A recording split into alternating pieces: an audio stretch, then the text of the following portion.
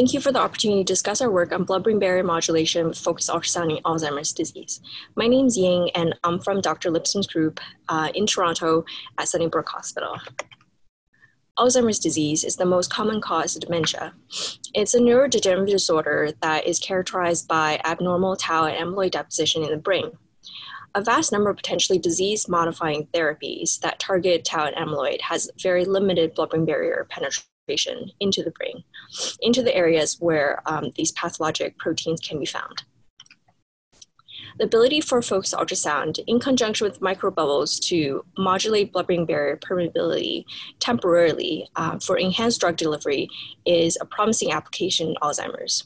This has been investigated in many studies, both by scientists at Sunnybrook and other institutions in transgenic rodent models of AD. This study here shows that by enhancing anti-amyloid antibodies into the brain with focused ultrasound, we can improve amyloid plaque clearance as a result of these treatments.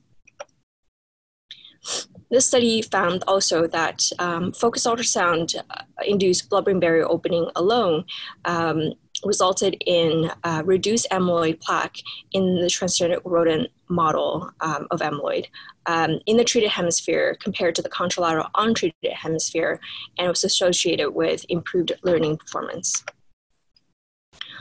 We took these findings to a phase 1 clinical trial and show that using MR-guided focused ultrasound, we can transiently increase the blood-brain barrier permeability in a small area in the right frontal lobe safely and feasibly. It did not result in any serious adverse events in 5 patients with mild to moderate AD. We looked at the amyloid deposition by using fluorobutrin PET scans that was performed at baseline, and after these treatments, we found the level of amyloid tracer uptake was stable. More recently, a study found that the hippocampus, a key structure for learning and memory, can be targeted with focused ultrasound in 6 patients with Alzheimer's. This study also found that there was associated decrease in amyloid tracer uptake from these treatments in the hippocampus. In moving the technology forward, we asked some important questions. Can focused ultrasound safely open the blood-brain barrier in multiple amyloid-positive brain regions safely? Will focused ultrasound blood-brain barrier opening influence amyloid and tau deposition in these regions that we target? And what is the impact clinically and radiographically of serial FUS BBB opening in Alzheimer's disease?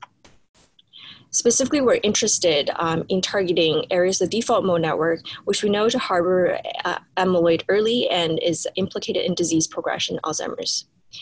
So in a single-arm, unblinded study, we aim to have 30 patients with mild to moderate AD undergo FUS procedures 3 times over 6 weeks.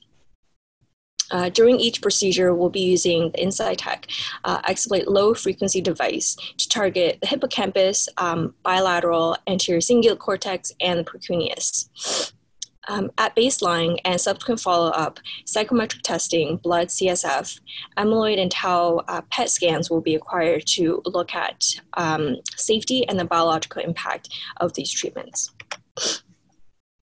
Here's some preliminary data showing what our treatment looks like and the results. We so far had 8 patients complete the study without any serious adverse event. On top is a demonstration of how using the device we can target the sonication area to complex structures such as the hippocampus efficiently and precisely.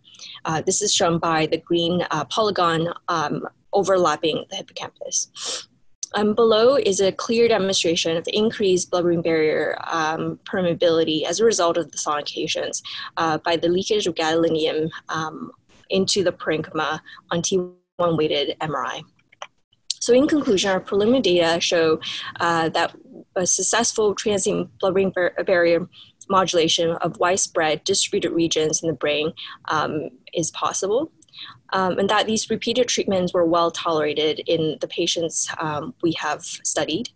And the analysis of cognitive testing, biomarkers, and PET scans are currently ongoing. So thank you very much for your time. I'd like to acknowledge our collaborators as well as the financial and funding agency that have supported this study. Thank you very much.